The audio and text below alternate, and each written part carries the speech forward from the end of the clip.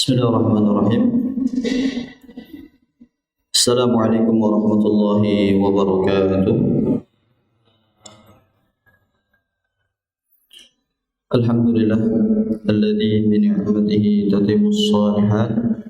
Asyhadu an la ilaha illallah wahdahu la syarika lah. Asyhadu anna Muhammadan 'abduhu wa rasuluh. Asyhadu an la ilaha illallah wahdahu la syarika lah.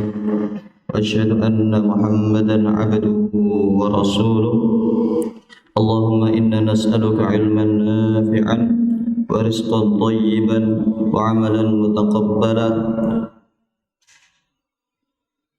أما بعد jamaah salat subuh rahimani wa rahimakumullah, yang semoga senantiasa Allah berikan kesehatan, Allah berikan panjang umur, Allah berikan rezeki yang halal dan thayyiban, Allah berikan kehidupan yang lebih bermanfaat, yang senantiasa saya hormati. Segala puji bagi Allah yang dengan nikmat-nikmatnya kita bisa menjalankan setiap aktivitas, dan khususnya adalah ibadah-ibadah yang baru saja kita lakukan, yang mana banyak mungkin saudara kita, tetangga kita yang masih terlelap dalam tidurnya, tapi dengan nikmat-nikmat Allah Allah izinkan untuk bangun, untuk bermunajat kepada Allah Subhanahu wa taala, khususnya di sepertiga malam, karena pada saat itu Allah turun ke langit bumi beserta dengan para delegasinya, para malaikat, mencatat siapa orang yang sedang beristighfar. Karena memang manusia tugasnya beristighfar, sedangkan malaikat tugasnya untuk bertasbih. Kenapa malaikat tidak bertasbih? Kenapa malaikat tidak beristighfar? Karena malaikat tidak mempunyai dosa. Jadi tidak perlu ada yang diistighfari. Karena manfaat tasbih adalah untuk mensucikan, untuk memberikan wewangian, dan malaikat sudah suci, maka tinggal ditambah wewangian. Makanya malaikat senantiasa bertasbih.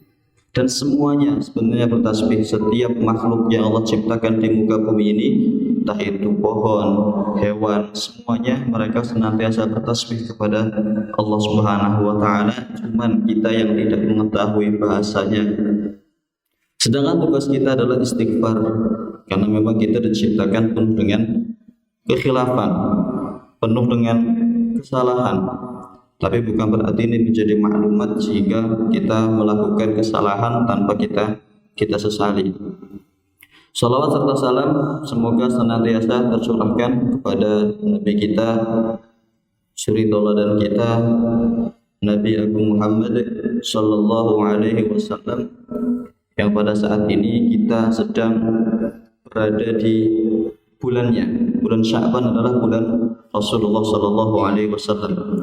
Ramadan adalah bulan umatnya Muhammad sallallahu alaihi wasallam. Ada 3 bulan yang berbarengan, saling melengkapi. Rajab adalah bulannya Allah, Sya'ban bulannya Muhammad, dan Ramadan adalah bulannya umatnya Muhammad sallallahu alaihi wasallam.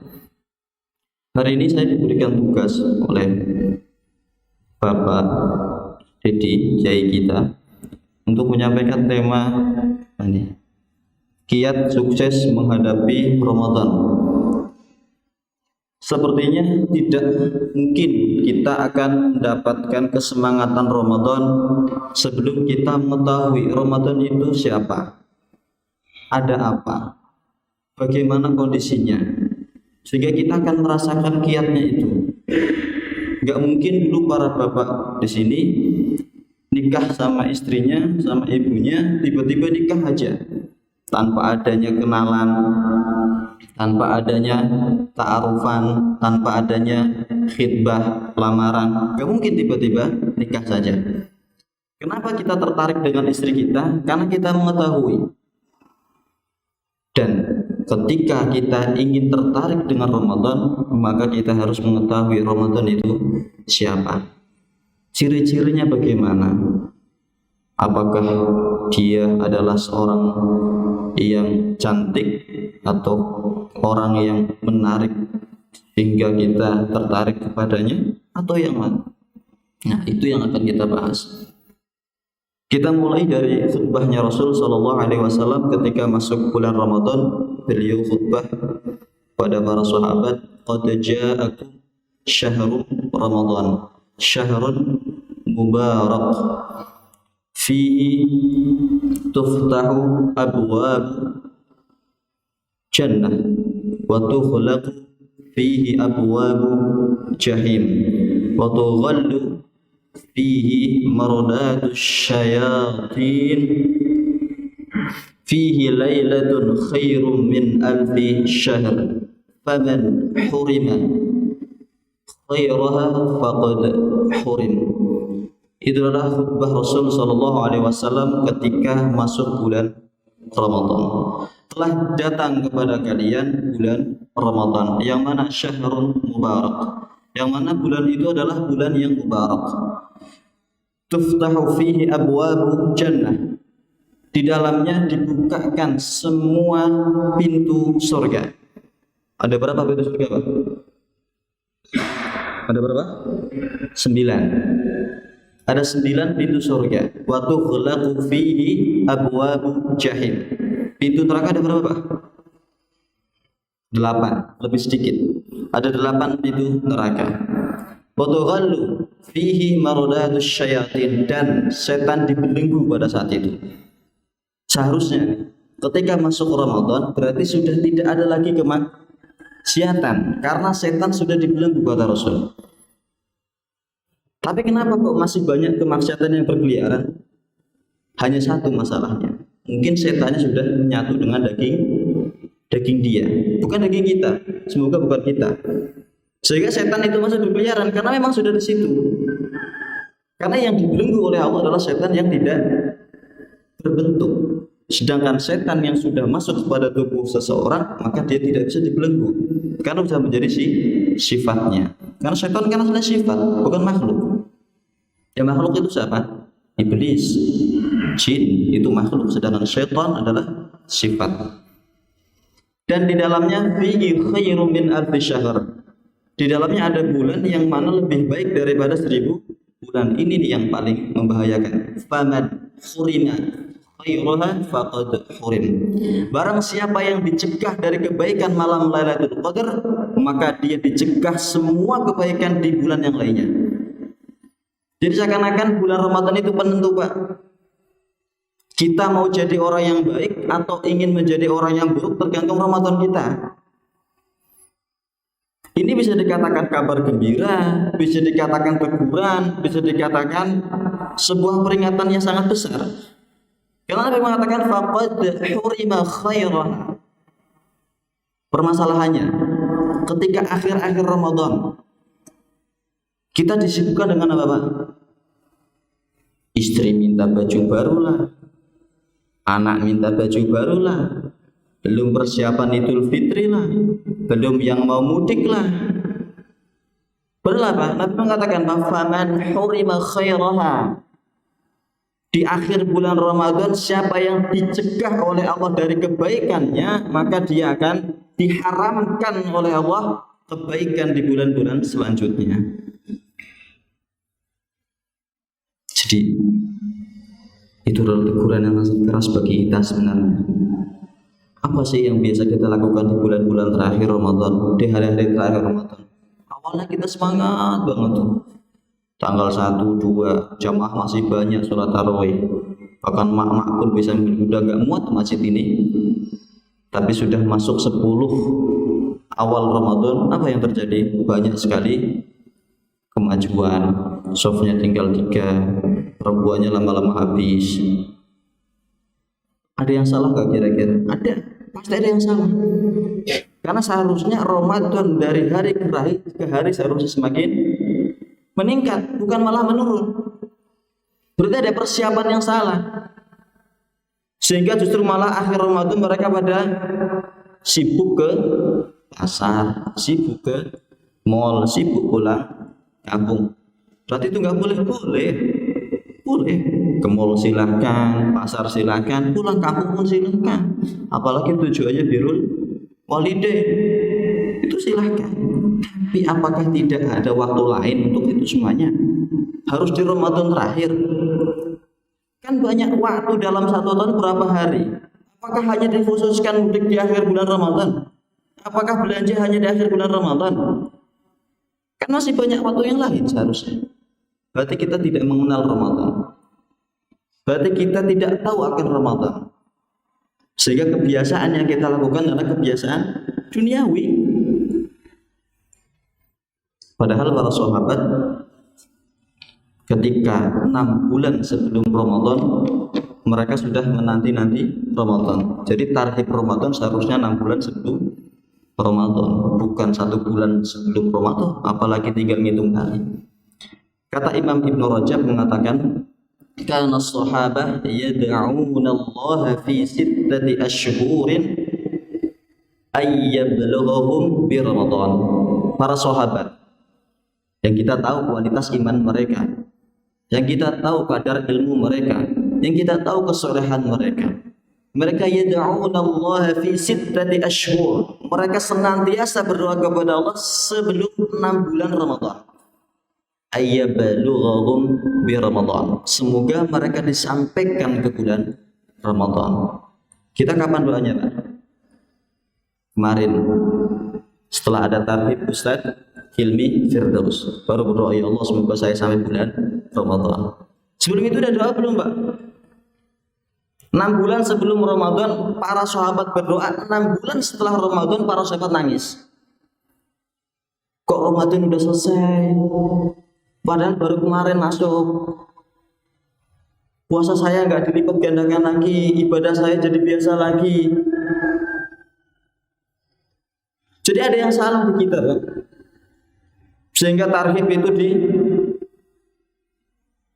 menjelang Ramadan tinggal hitung hari, tinggal berapa hari baru ada tarhib. Harusnya ada tarhib itu 6 bulan sebelum Ramadan.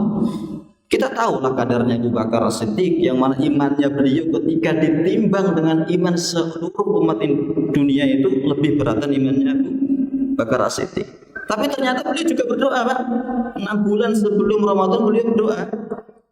Kita tahulah kadarnya Umar bin Khattab. Kita tahulah kadar imannya Utsman bin Affan dan banyak sahabat-sahabat yang ternyata mereka berdoa supaya sampai di bulan Ramadan. Keutamaan-keutamaan yang ada dalam bulan Ramadan kita kan tahu semuanya. Bahwasanya setiap amalan akan dilipat gandakan tanpa tahu batasannya. Sekarang kita sholat qobliyah fajar atau qobliyah subuh, pahalanya apa? Lebih banyak daripada dunia dan seisinya. Berarti orang yang paling kaya sekarang lagi duduk di sini semuanya. Jadi bukan 9 naga lagi di sini.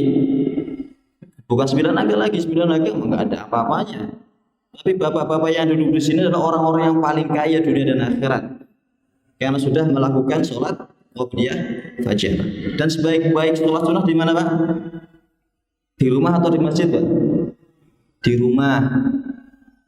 Sebaik-baik sholat sunnah itu di rumah. Kecuali sholat tahiyatul masjid nggak mungkin di rumah, harus di masjid. Makanya Nabi mengatakan jangan jadikan rumah-rumah kalian seperti hanya makobir, kuburan. Pernah nggak ada orang sholat di kuburan kecuali orang-orang syirik? Nggak ada kan? Jadi sholat sunnah bukan hanya sholat tahajud yang di rumah, Pak, ternyata. Sholat tahajud, sholat qobliyah, ba'diyah pun ahsannya juga di rumah. Makanya tanda sholat ketika zamannya Nabi itu apa? Ketika Nabi datang ke masjid kan? Jadi bukan bunyi alarm, bukan. Tapi tanda sholat akan dimulai adalah ketika Nabi sudah keluar dari kamarnya. Berarti Nabi sholat sunnah di mana, Pak? Di rumah ternyata. Tapi jangan jadi alasan, ntar saya datang ke masjid tunggu qomat lah, sholat sunnah di rumah dulu. Enggak, berarti siap-siap dulu. Ntar datang ke masjid semuanya nunggu qomat. Kan bukan imam semuanya masalahnya. Karena yang nunggu menjelang qomat itu adalah imam sholat, yaitu Nabi Muhammad Sallallahu Alaihi Wasallam. Tapi jangan jadi pedoman imamnya juga. Ntar nunggu ke masjid, nunggu komat lah. Ntar kasihan makmumnya, nunggu imamnya. Ya intinya saling dikondisikan. Tapi sebaik-baik sholat sunnah adalah di rumah. Ya walaupun terkadang penuh dengan fitnah. Itu sholat sunnah enggak tiba-tiba pulang aja. Itu sholat sunnah enggak datang ke masjid udah komat. Itu sholat sunnah enggak tiba-tiba baru selesai doa udah pulang, enggak pernah berdiri setelah doa. Ya, lagi-lagi kita harus senantiasa berhusnudzon. Itulah kita. Jadi itu ketika dilakukan sebelum Ramadan, di bulan-bulan selain itu pahalanya lebih baik daripada dunia dan seisinya. Tapi di bulan Ramadan Pak dilipat gandakan, yang batasannya tidak pernah Allah sebutkan. Orang sedekah pahalanya apa? 700 kali lipat kebaikan. Itu di lain bulan Ramadan. Salat syuruk pahalanya apa? Haji dan umroh tamah sempurna kata Nabi. Itu di bulan biasa. Di bulan Ramadan bukan hanya haji dan umroh lagi, lebih banyak daripada itu. Banyak sekali kebaikan-kebaikan yang Allah lipat gandakan di bulan Ramadan. Maka jangan sia-siakan Pak. Dan kita menikmati Ramadan ketika awal-awal saja Pak. Kenapa banyak sekali kebaikan-kebaikan yang kita banyak kekurangan di bulan-bulan sebelum Ramadan? Kita tambah lah di bulan Ramadan.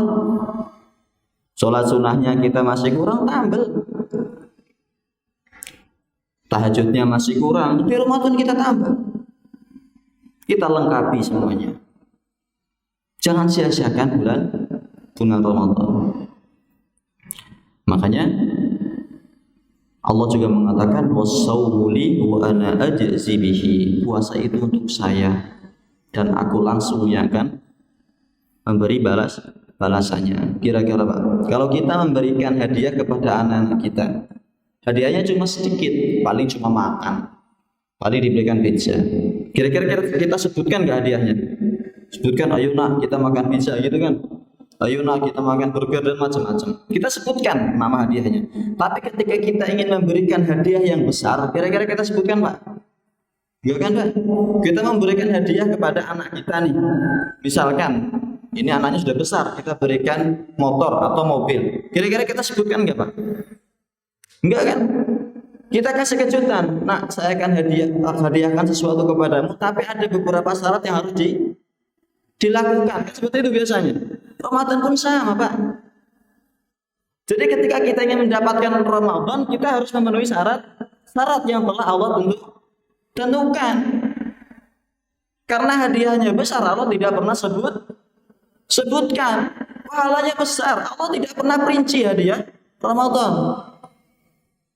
Makanya perintah Allah, ya ayyuhalladzina amanu kutiba alaikumussyiyam. Kalau kita lihat ayatnya saja itu memang udah berat Pak. Kutiba alaikum. Biasanya kalau dalam bahasa Arab menggunakan ala berarti dia nempel. Ada botol nih, alal maktab. Berarti dia nempel di atas meja. Berarti ala. Kenapa Allah tidak memerintahkan ya ayyuhalladzina amanu sumu fi Ramadan? Tapi Allah mengatakan apa? Ya ayyuhalladzina amanu kutiba ala. Gunakan ala. Yang itu artinya apa? Beban sebenarnya. Berat, iya. Ramadan itu berat, makanya panggilannya pun apa? Amanu. Yang dipanggil orang-orang yang beri iman. Berarti bukan sosok orangnya, Pak. Bukan tubuhnya, Pak. Bukan pikirannya, tapi apa? Iman. Imannya berarti hatinya yang dipanggil oleh Allah Subhanahu wa taala. Makanya Ramadan itu ya hanya bisa didapatkan oleh orang-orang yang beriman, orang-orang yang bertakwa. Sama sebetulnya Al-Quran. Al-Quran apa? Hudalil muttaqin. Al-Quran bisa memberikan petunjuk bagi orang-orang yang bertakwa. Jadi tidak semua orang tidak semua orang Islam bahkan dia mampu menikmati indahnya Ramadan. Quran saja tidak semua orang Islam panggilannya apa? Muttaqin. Banyak. Allah kan mengatakan, Nabi kita juga mengatakan semua masalah solusinya ada dalam Al-Quran. Tapi kenapa kita tidak pernah menemukan solusi dalam Al-Quran? Berarti mungkin masih ada yang salah dalam ketakwaan kita. Ada kisah di Amerika, seorang dokter bukan dokter, seorang dokter yang dia habis menangani sebuah kejadian yang bikin karirnya mungkin akan hancur ketika dia ketahuan. Jadi dokter ini habis menangani 2 orang yang lahiran secara barengan. Tapi masalahnya apa? Dia lupa memberikan identitas kepada anak yang baru lahir. Yang satu laki-laki, yang satu perempuan. Dia tidak tahu ini lahir dari siapa, yang laki-laki, yang perempuan dari mana. Pusing akhirnya. Kalau sampai saya diketahui kelakuan saya ini sama ibu-ibu ini, atau bahkan sama dokter-dokter yang lain, pasti hancur nih karir saya. Dokter kok teledor, dokter kok nggak teliti. Bagaimana ketika di operasi yang lain? Mungkin ada yang salah, khususnya salah pasang dan macam-macam. Pasti kan seperti itu. Akhirnya dia pusing sendiri. Sampai akhirnya dia datang kepada temannya yang orang Islam, sama-sama dokter. Dia berkebangsaan Mesir. Tanya kepada temannya, tapi tidak disebutkan namanya masalahnya. Pak, saya ada masalah nih. Saya habis nangani pasien, lahiran bareng, satu laki-laki, satu perempuan. Tapi saya lupa, Pak. Kasih nama. Yang laki-laki punya siapa, yang perempuan punya siapa. Katanya dalam Al-Quran semua masalah pasti ada solusinya. Saya mau tanya, Pak, solusinya apa ini? Ini dokter. Ditanya seperti itu, orang Islam nggak langsung jawab. Ntar dulu ya, saya tanya dulu sama teman saya. Itu seorang ulama yang ada di Mesir. Pulang dia ke Mesir, tanya sama ulama.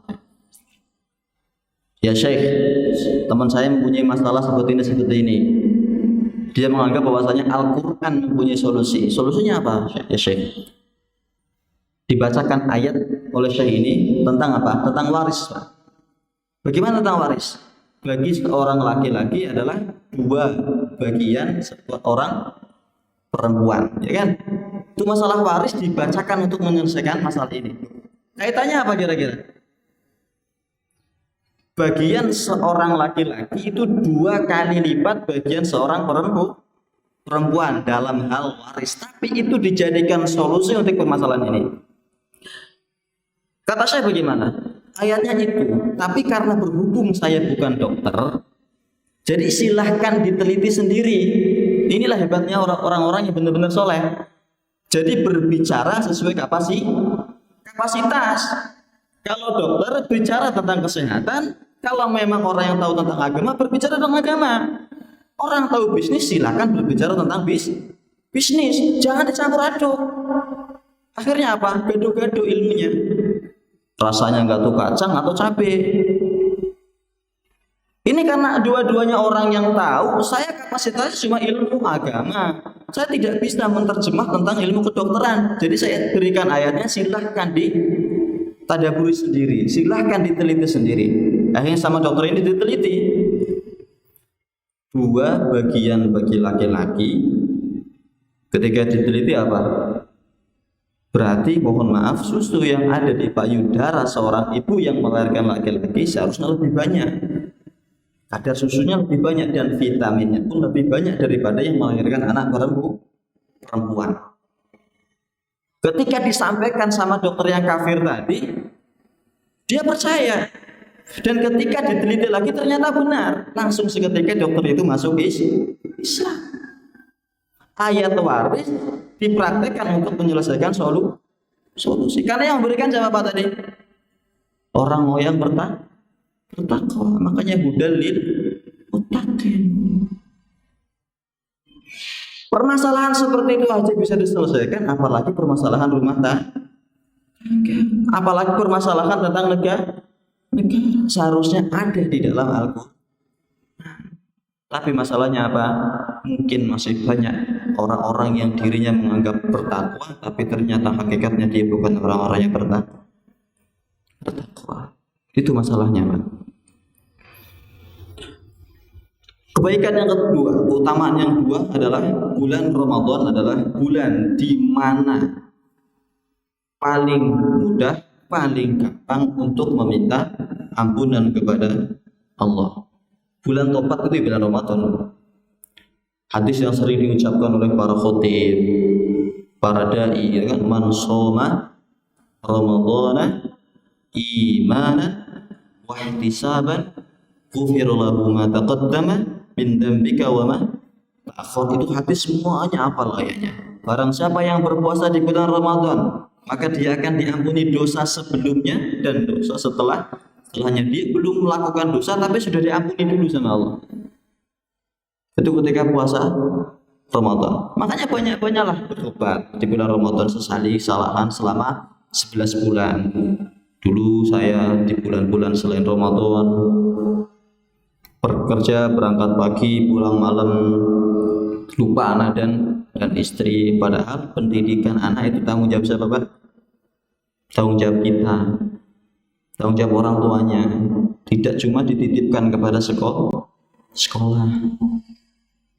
Semenjak kapan anak dititipkan ke sekolah? Giliran online pusing. Wah, sekarang online. Kenapa? Ya karena nggak biasa didik anak. Tiba-tiba dikasih online, pusing semuanya. Padahal seharusnya nggak pusing, Pak. Orang memang tugas pendidikan adalah tugas orang tua, bukan tugas sekolahan. Dititipkan ke sekolahan berharap pulang jadi profesor. Yuk, jangan banyak-banyak berharap. Orang yang berpuasa di bulan Ramadan maka akan diampuni dosa sesudahnya atau sebelumnya. Kira-kira kalau Nabi yang berbicara bohong nggak? Nggak mungkin kan? Pasti yang Nabi ucapkan semuanya benar. Maka bertobatlah di bulan Ramadan, banyak-banyak melakukan istighfar, banyak-banyak melakukan sholat taubah. Dan taubat yang paling bagus dilakukan di sepertiga malam. Di saat Allah sedang turun, malaikat sedang mencari siapa yang sedang beribadah. Apakah di siang hari nggak boleh? Boleh. Siapa bilang di siang hari nggak boleh taubat? Boleh. Tapi yang lebih bagus adalah di bulan Ramadan. Dan ditambah lagi banyak-banyak sodako di bulan Ramadan untuk menunjang tobatnya. Mungkin saya khilaf nih, salah nih, saya tobatlah di bulan Ramadan dibarengi dengan sodako. Jadi memang kualitas Ramadan itu tidak dilihat dari kuantitasnya. Mungkin banyak orang yang puasanya sudah berapa tahun tapi tidak mempunyai kualitas. Puasanya mungkin sudah berpuluh-puluh tahun, kita mungkin balik umur 15 tahun lah, cari pahitnya. Walaupun ada yang 12 sekarang, bahkan ada yang 11 tahun udah balik. Tapi kita cari pahitnya 15 tahun, cari yang paling tua. Sedangkan Allah berikan izin kita hidup 60 tahun, berarti berapa kita menemukan Ramadan? 45 kan? 45 kali Ramadan, tapi belum tentu menentukan kualitas Ramadan. Padahal Ramadan itu bulan solusi loh. Kapan Al-Quran itu turun? Wa surat Tuqra al-awwalul munazzali itu fi Ramadan, dalam kitab namanya Urjuzah Miyah. Kitab Urjuzah Miyah itu adalah sebuah nazam yang di situ disebutkan apa? Wa surat Tuqra awwalul munazzali fi Ramadan aw Rabiul Awwali.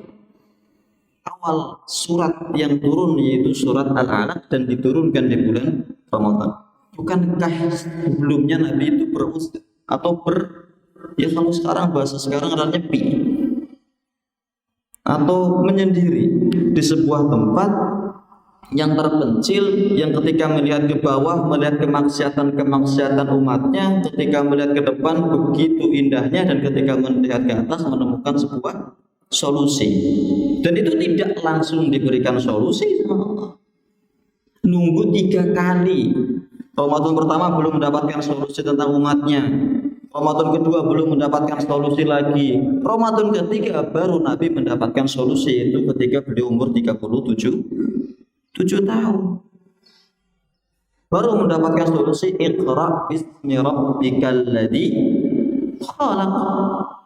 Itu kan solusi dari Allah untuk Nabi Muhammad tentang masalah-masalah umatnya. Apa hubungannya surat Iqra dengan solusi? Maksudnya Allah baca loh sejarah-sejarah sebelumnya. Kan banyak nabi-nabi sebelum Muhammad. Ada Nabi Adam, bagaimana beliau dicoba oleh Allah? Apakah beliau tidak menemukan jawaban? Menemukan. Bagaimana Nabi Yusuf ketika dibuang oleh saudara-saudaranya, 11 saudara yang buang, tapi Nabi Yusuf menemukan solusi enggak? Menemukan solusi. Seandainya Nabi Yusuf tidak dibuang, mungkin dia tidak menjadi menteri di Mesir. Jadi setiap kejadian pasti mempunyai hikmah. Jadi tugas Iqra itu bukan hanya membaca, tapi bacalah sejarah sebelum-sebelumnya loh ya Muhammad. Bukankah nabi-nabi sebelumnya juga dicoba dengan umatnya? Nabi Soleh, bagaimana umatnya mencoba Nabi Soleh? Bagaimana Nabi Nuh juga dicoba oleh umatnya? Bukan hanya umatnya, bahkan anak dan istrinya juga ikut mencoba Nabi Nuh. Bagaimana Nabi Lut mencoba? Dicoba oleh anak dan istrinya juga. Jadi jangan putus asa ya Muhammad. Iqra, baca loh sejarah-sejarah sebelumnya, pelajari loh sejarah-sejarah sebelumnya. Jadi kalau kita baca Al-Quran Pak, jangan cuma sebatas mengartikan kosakata Pak. Kalau kita artikan kosakata, Ramadan itu apa Pak? Panas, ya kan? Berarti orang yang namanya Muhammad Ramadan berarti Muhammad yang panas. Kalau kita artikan kosakata. Tapi Al-Quran tidak cukup dengan kosakata ternyata. Harus kita tadabburi, makanya afala yatadabbaruna al-Quran am ala qulubin aqfaluha. Kenapa kalian tidak mentadabburi Al-Quran, mengambil pelajaran dari Al-Quran? Coba resapi Al-Quran. Emangnya hati kalian pada mati? Kan seperti itu kata Allah. Emangnya hatinya tertutup sehingga tidak mau mentadabburi Al-Quran? Kalau kita cuma sebatas Iqra bacalah, ya udah, berarti solusinya baca buku. Enggak cukup baca buku ternyata. Baca keadaan, baca situasi, baca sekeliling, kita akan menemukan solusi insya Allah. Ya kalau kita cuma baca buku aja di rumah, nggak pernah gerak, solusinya dari mana? Dari mimpi. Tiba-tiba mimpi aja, tiba-tiba udah merdeka gitu kan. Tiba-tiba mimpi aja sudah Indonesia makmur, baldatun thayyibatun wa rabbun ghafur. Tapi apa sayangnya dalam mimpi. Alasan kenapa bulan Ramadan dinamakan dengan bulan Ramadan sendirinya ada dua alasan. Yang pertama disyiddati Ramadan, yang kedua yarmudus sayyi'atu bil hasanah. Disyiddati Ramadan, panasnya bulan Ramadan. Makanya biasanya yang pernah umroh di bulan Ramadan ada pada sini. Biasanya kalau umroh di bulan Ramadan katanya, saya juga belum pernah. Katanya kalau umroh di bulan Ramadan itu panasnya lebih panas daripada bulan yang lain. Mau coba deh sekali-kali umroh di bulan Ramadan, panasnya lebih, nggak pernah kurang dari 40 derajat kata yang pernah umroh di bulan Ramadan. Karena memang Nabi mengatakan disyiddati Ramadan, saking panasnya bulan Ramadan. Kalau kita coba tadabburi juga nih, bukankah Nabi juga pernah mengatakan bahwasanya matahari setiap hari izin kepada Allah untuk tidak terbit? Karena apa? Males lihat umatnya Muhammad pada bermaksiat. Saya katakan bukan umatnya Muhammad lah. Masa umatnya Nabi Muhammad pada bermaksiat? Berarti manusia pada bermaksiat. Matahari izin setiap hari kepada Allah, ya Allah hari ini saya enggak terbit ya, boleh enggak? Karena kok ketika saya terbit cuma menerangi orang-orang yang sedang minuman khamar, orang-orang sedang berdusta, orang-orang sedang berjudi, orang-orang sedang bertengkar. Saya malas ya Allah menolong orang-orang yang seperti itu. Boleh nggak hari ini saya tidak terbit? Kata Allah apa? Jangan terbit dulu. Mungkin di antara mereka ada yang mau bertobat. Kan setiap hari izin seperti itu. Jadi malas matahari terbit. Tapi ketika Ramadan kok malah panas.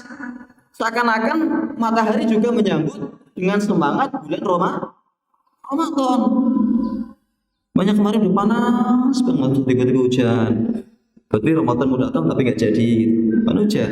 Tapi bukan seperti itu, berarti ntar kalau Ramadan nggak panas berarti bukan Ramadan, nggak juga. Tapi biasanya seperti itu, di bulan Ramadan itu lebih panas karena memang disyiddati Ramadan. Sampai matahari juga menyambut bulan Ramadan. Semangat sekali pun ketika Ramadan matahari itu terbit. Dan biasanya pun tenggelamnya malas-malesan. Punya lebih panjang biasanya. Makanya subuhnya itu biasanya lebih jam 4 kadang-kadang kan. Ntar buka puasanya ya jam 6 kurang sedikit lah. Ya seperti itu. Ya lagi-lagi itu kebiasaan. Allah alam besok seperti apa. Tapi jangan jadikan alasan, wah ini nggak sesuai nih, berarti bukan Ramadan. Enggak juga. Yang kedua apa? Yarmudus sayyi'atu bil hasanah. Dibakarnya, diampuninya, dileburkannya keburukan dengan kebaikan. Jadi memang tidak ada tempat untuk keburukan di bulan Ramadan seharusnya. Tapi masalahnya kenapa kok banyak orang-orang yang tidak sadar dengan bulan Ramadan sehingga mereka masih bermaksiat. Bukan hanya maksiat, kadang-kadang melakukan sebuah perbuatan yang tidak sadar bahwasanya itu dosa. Gosip Pak, itu enak Pak biasanya Pak. Oh iya saya fulan seperti ini, itu sampai siang itu kadang-kadang nggak sadar. Bertengkar kadang-kadang nggak sadar. Itu nikmat-nikmat yang membuat Ramadan kita tidak berkualitas. Makanya Ramadan ya biasa-biasa aja, kayak seperti hanya rutinitas tahu. Wah, ntar lagi Ramadan juga nggak apa-apa, Ramadan kok biasa aja. Karena apa? Salah kita menyikapi Ramadan. Padahal seharusnya apa? Ya rabbudus sayyi'atu bil hasanah. Puasanya lebih semangat, tilawah Al-Qur'annya lebih semangat, tahajudnya lebih semangat, birrul walidaynya lebih semangat, nyenengin istrinya lebih semangat. Semuanya kebaikan itu lebih semangat seharusnya. Karena memang tidak ada kesolehan kecuali dia berbanding lurus dengan Ramadan. Orang-orang soleh pasti di bulan Ramadan harus pasti akan nyaman. Bukan malah ketika datangnya Ramadan malah jadi pusing. Waduh, udah nggak bisa makan siang nih. Waduh, dari lemes nih. Waduh, kerjaan jadi malas nih. Dan macam-macam alasan. Berarti kesolehan kita masih ditanyakan, Pak. Berarti kesolehan kita masih perlu dilihat. Kenapa ketika Ramadan malah ngeluh? Karena seharusnya orang-orang yang soleh ketika datang bulan Ramadan mereka bergembira. Lagi-lagi ya tadi kita sudah termasuk orang-orang yang soleh atau belum. Makanya banyak sekali orang-orang yang mereka berpuasa tapi mereka tidak mendapatkan hasil dari puasa. Makanya Nabi juga pernah bersabda, "Ruba shaimin laisa lahu min hadis yamihi ila ju'i wa atas." Banyak sekali kata-katanya ruban. Lagi-lagi kalau kita belajar bahasa rubah itu artinya apa? Berarti kebanyakan manusia ketika berpuasa mereka tidak mendapatkan kecuali ju' wal tos, kecuali lapar dan haus. Karena apa? Arti puasa kan imsak, menahan. Matanya ditahan dari sesuatu yang enggak baik, lidahnya ditahan dari mengucapkan sesuatu yang tidak baik, telinganya ditahan dari mendengarkan sesuatu yang tidak baik. Jadi tidak cuma menahan perut dari lapar dan haus, itu arti puasa. Nah kalau kita mengartikan puasa adalah apa? Sahur, puasa, buka, ya sama dengan anak-anak kecil, Pak. Mereka juga seperti itu. Sahur bangun, habis itu datang ke masjid sholat subuh, habis sholat subuh main, puasa sampai maghrib. Yang ditunggu apa? Makan. Itu puasa anak kecil. Padahal arti puasa imsak, ditahan semuanya. Makanya lebih baik diam kalau memang tidak bisa mengeluarkan kata-kata yang baik. Lebih baik diam kalau memang tangan kita tidak bisa beramal. Makanya lebih baik diam daripada kita melakukan atau bergerak kepada sesuatu yang haram. HP-nya dikurangin, Pak, kalau puasa. Ya kan? Kerjanya kalau bisa juga dikurangin. Ntar nggak dapat uang kalau nggak kerja. Ya kerja juga ibadah juga sih, bolehlah. Tapi sesuatu yang memang bisa dihindari dulu lah. Sehingga Ramadan kita lebih berkualitas. yang biasanya kerjanya 24 jam, kurangin lah, setidaknya jadi 20 jam. Kan ada kan orang-orang yang benar-benar setiap hari kayak yang kerja terus, sampai nggak tahu anaknya ternyata sudah umur 15 tahun. Awalnya tuh lahiran tuh, nemenin biasanya pas lahiran ke rumah sakit sama istrinya. Tapi setelah itu nggak tahu besarnya bagaimana, pendidikannya bagaimana, tahu-tahu apa udah nikah aja. Wah, anaknya mau nikah. Oh yaudah, nikah sama siapa? Sama si fulan. Oh yaudah. Jadi nggak tahu perkembangannya.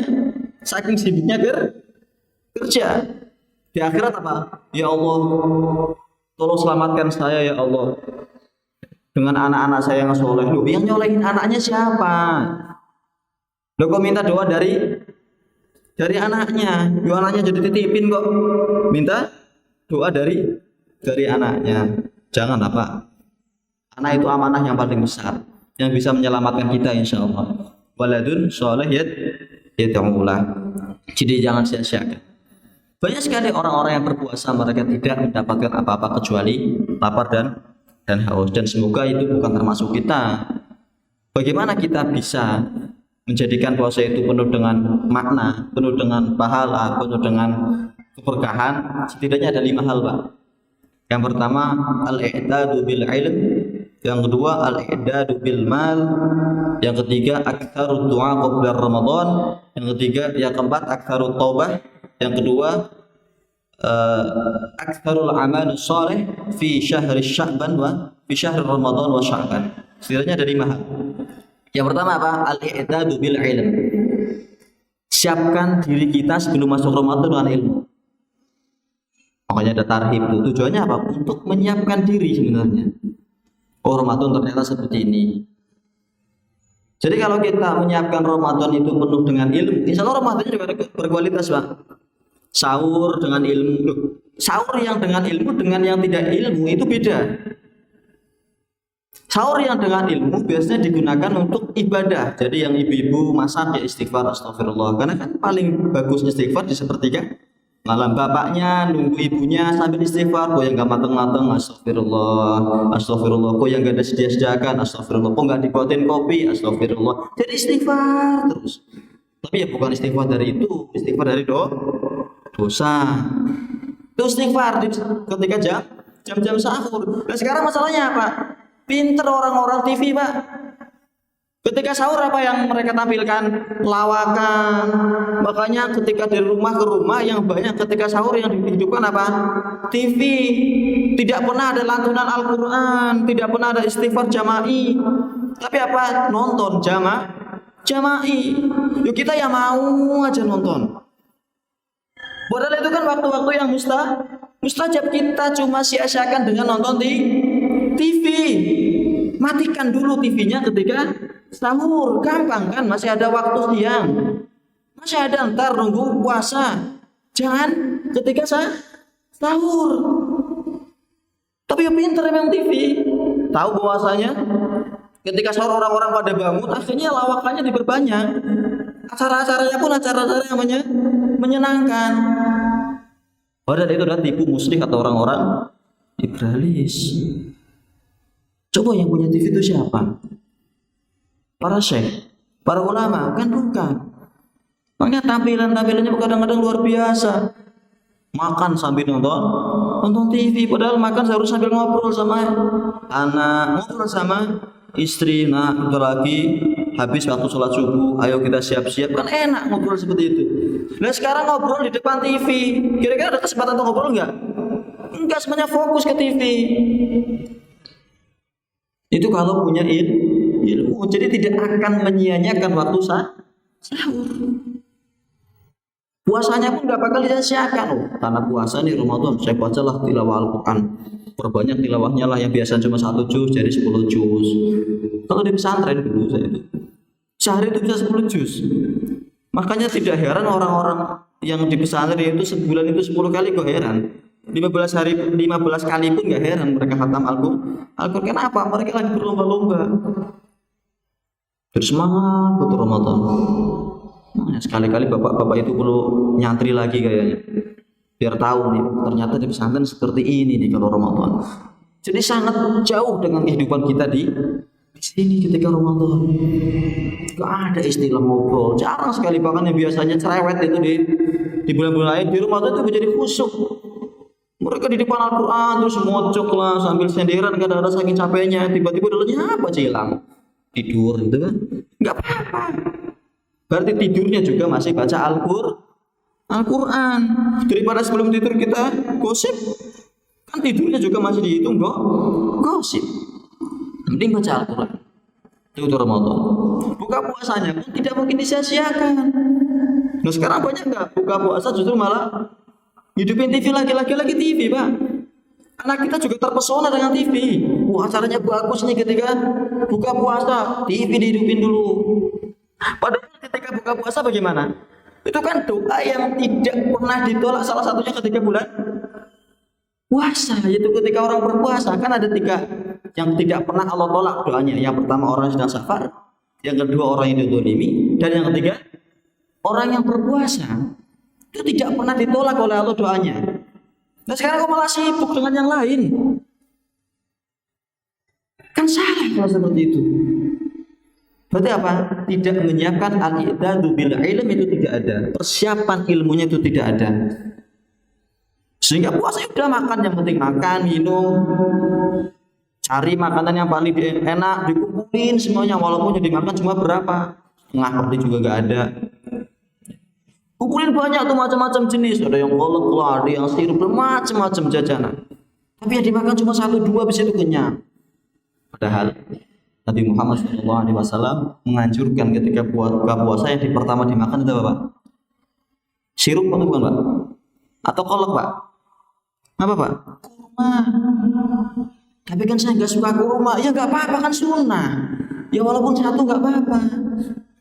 Yang penting ganjil 1, 3, 7 kalau kurang kenyang, 11, 31 itu kan ganjil semuanya. Ya makan kurma dulu lah, walaupun nggak suka, walaupun cuma 1. Tapi kan nggak suka, nggak mikirin suka, sunnah kan nggak harus suka. Nah kalau kita patokannya sunnah adalah suka, berarti kita nggak pernah sholat tahajud. Orang saya nggak suka tahajud, berarti saya boleh meninggalkan tahajud. Kan cuma sunnah, nggak gitu Pak cara mengukur kesunahan. Jadi mengukur kesunahan itu tidak harus suka. Ketika Nabi kita sudah mengatakan itu sunnah, mau nggak mau kita lakukan.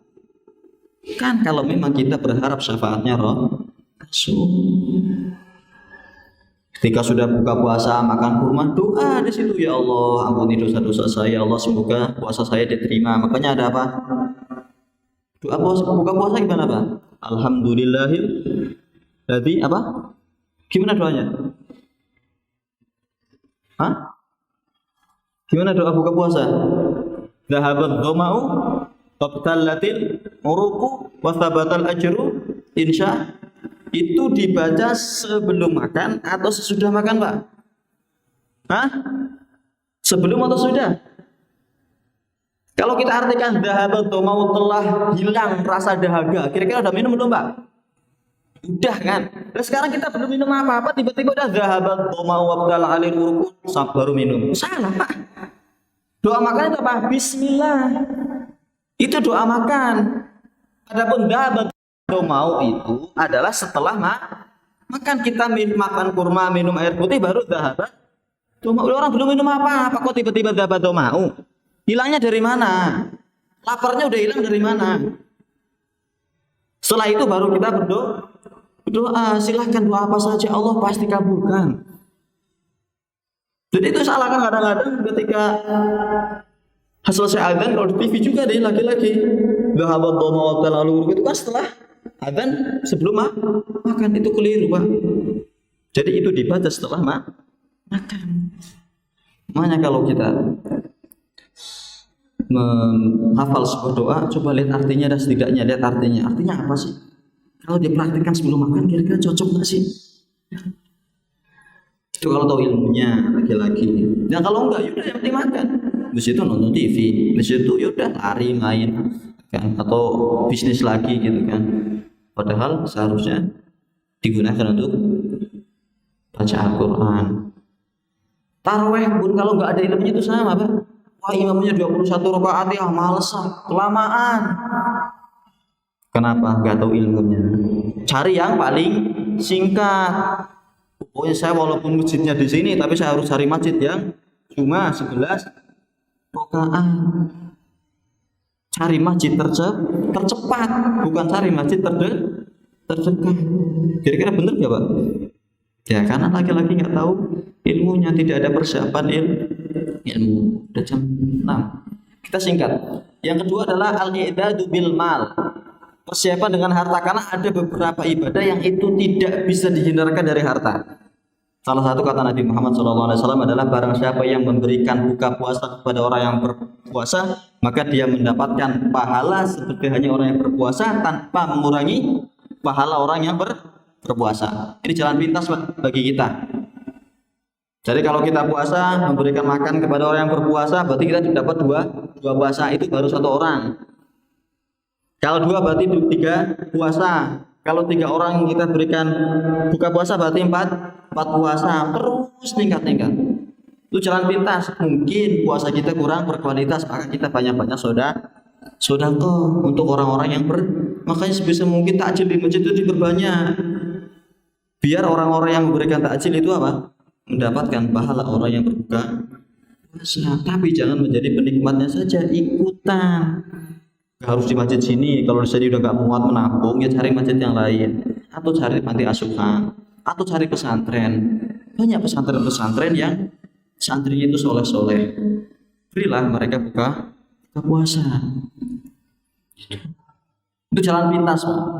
Jadi biar walaupun mungkin kita hidupnya cuma 50 tahun mendapatkan puasa berarti cuma 35 tahun, tapi karena kita sering memberikan buka puasa kepada orang yang berpuasa, mungkin kita puasanya sudah 100 tahun dan tidak tahu puasa siapa yang diterima. Mungkin dari salah satu orang yang diberikan buka puasa oleh kita adalah puasanya diterima oleh Allah, kan kita yang untung Pak.